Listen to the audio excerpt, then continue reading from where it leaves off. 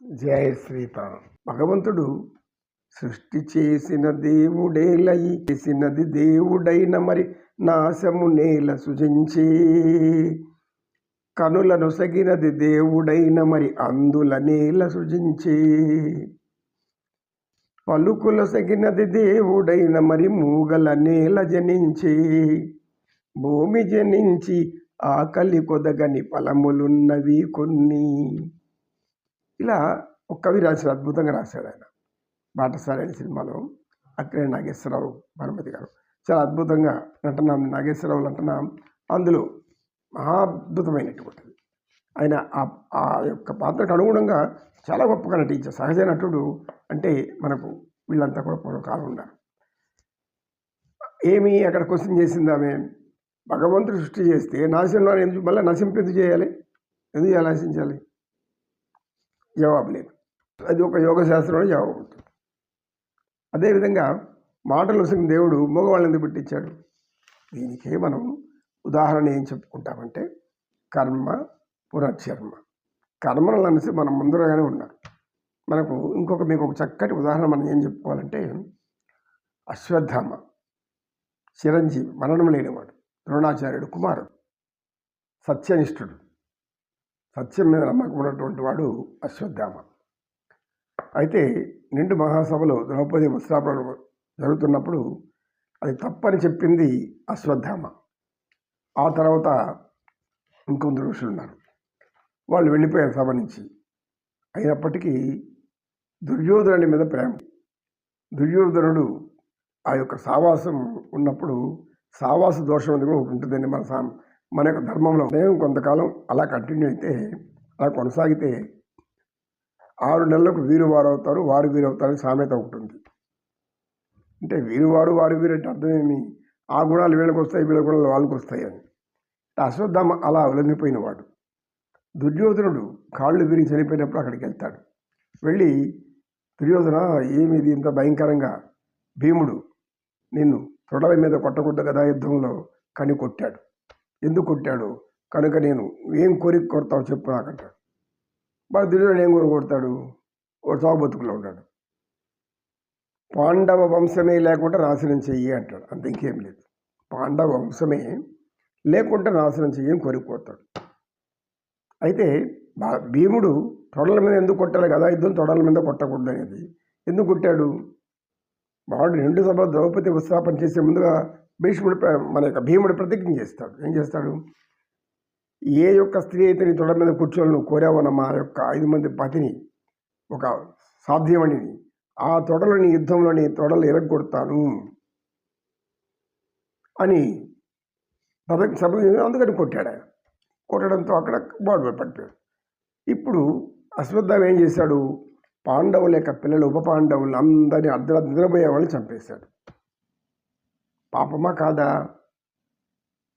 సరే, రెండవది, ఇక అర్జునుని కుమారుడైనటువంటి అభిమన్యుడి శిరోనామకాస్త్రాన్ని విడుదల చేస్తాడు. బ్రహ్మాస్త్రం ఒక్కసారి విడిచిపెడితే అది తిరిగి ఉండదు దానికి. కానీ అర్జునుడు కూడా బ్రహ్మాస్త్రాన్ని విడిచిపెట్టాడు, దానికి ప్రతీకగా. ఈ 2 భయంకరంగా పోరుకుంటున్నాయి, ప్రళయం వచ్చేలాగా ఉంది. అప్పుడు అందరూ వచ్చి ఋషులు వేడుకుంటారు, అశ్వత్థామ ఇది పద్ధతి కాదు, నీ యొక్క ఉపసంహరించుకుంటాడు.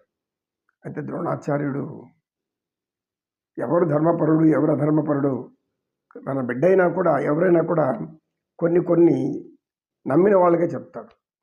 దాని యొక్క ఉపసంహరణ అర్జునుడికి మాత్రమే తెలుస్తుంది. బ్రహ్మాస్త్రం యొక్క ఉపసంహరణ అర్జునుడికి మాత్రమే నేర్పించుంటాడు, అశ్వత్థామకు నేర్పించుంటాడు. కొడుకైనా కూడా ఎందుకు వీడు దుర్మార్గంతో సాహసం చేస్తాడు ఆయనకు కూడా తెలుసు. తాను చనిపోతాడు ఆయనకు కూడా తెలుసు. భీష్ముడికి కూడా తెలుసు. మరణం లేని భీష్ముడు, స్వచ్ఛంద మరణం కూడా భీష్ముడు ఎందుకు చనిపోవాలి? ఎందుకు చనిపోవాలి? దుర్మార్గుడితో ఉన్నాం కాబట్టి. తెలిసినా చనిపోయినటువంటి వాళ్ళు వీళ్ళు పుణ్యాత్ములు. కనుక ఇప్పుడు అశ్వత్థామ ఎప్పుడైతే ఈ బ్రహ్మశిరోనామకాస్త్రాన్ని ప్రయోగించాడో ఆ గర్భంలో ఉన్నటువంటి శిశువుని మీద అస్త్రం పడిపోతుంది.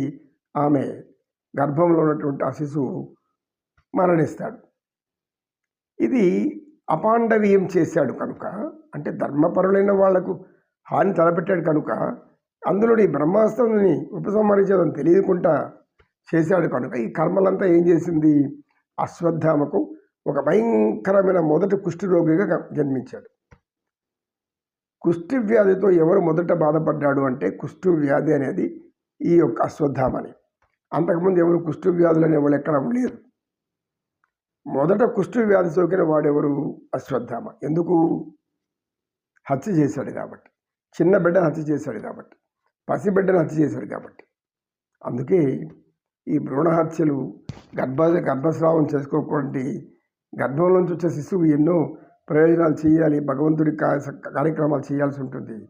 మీరు చంపుకునేస్తే ఆ పాపం ఇంకా మిమ్మల్ని ఒక రకంగా పీడించదు అని చెప్పడానికి ఈ కర్మ పునర్జన్మ సిద్ధాంతం ఇలా తెలియజేస్తుంది.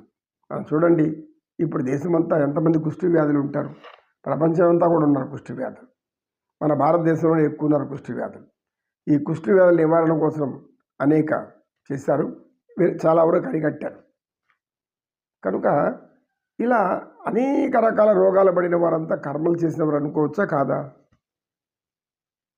కాకుంటే మరి ఎందుకు వచ్చింది రోగాలు?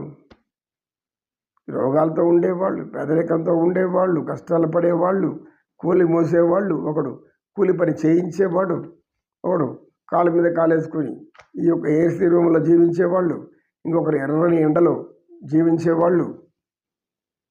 ఎన్ని విధాల తేడాలతో మానవులు ఎందుకు జీవించాలి? సృష్టించిన మానవుడు భగవంతుడు మానవులు అందరినీ ఎందుకు సమానంగా ఉంచలేదు? మానవులకు సమానమైన జీవితం ఎందుకు ఇవ్వలేదు అని ప్రశ్నించుకుంటే మనం ఏం తెలియదు అర్థమవుతుంది. జ్ఞానం చెప్తుంది. పరమాత్ముడు చెప్పాడు, భగవద్గీతలో చెప్పాడు, ఆయన వ్యాస భగవానుడు కూడా చెప్పారు, అందరూ చెప్పారు కర్మ సిద్ధాంతాన్ని. కనుక కర్మలు అనేవి ఎవరెవరికి ఎలాంటి స్థితి కలిగించాలో నిర్ణయిస్తాయి. కొందరు రాజ్యాన్ని పరిపాలించేవాళ్ళు, కొందరు దొంగలు, కొందరు దోపిడీదారులు. ఈ మానవ జీవన విధానంలో మానవులందరూ ఎన్ని రీతులుగా ఉన్నారో ఎందుకు ఇలాంటి బుద్ధులు వాళ్ళకి రావాలి? ఇలాంటి విపరీత బుద్ధులు ఎందుకు రావాలి? అలాంటి మంచి బుద్ధులు ఎందుకు రావాలి? దేవాలయాలు నిర్మించేవాళ్ళు ఉన్నారు, దేవుడికి ఉపచారాలు చేసేవాళ్ళు ఉన్నారు, అనేక మంది దేవుని యొక్క గాథలు వినిపించేవారు ఉన్నారు, అన్నీ ఉన్నారు, అన్ని మతాల్లోనూ ఉన్నారు. కనుక అన్ని మతాల్లోనూ మంచివారు ఉన్నారు, అన్ని మతాల్లోనూ దుర్మార్గులు కూడా ఉంటారు. కర్మ సిద్ధాంతాన్ని నమ్మాలా నమ్మకూడదా అనే దానికి ఎవరికి వారే ప్రశ్నించుకుంటే సమాధానం భగవంతుడే ఇస్తాడు, శ్రీమన్నారాయణుడే ఇస్తాడు. నమో కృష్ణ, నమో కృష్ణ. కృష్ణం వందే జగద్గురు, శ్రీకృష్ణం వందే జగద్గురుం. సర్వే జనా సుఖినో భవంతు, సమస్త సన్మంగళాని సంతు. ఓం శాంతి శాంతి శాంతి. ఏతత్ సర్వం శ్రీకృష్ణార్పణమస్తు. ఓం తత్సత్. కృష్ణం వందే జగద్గురు.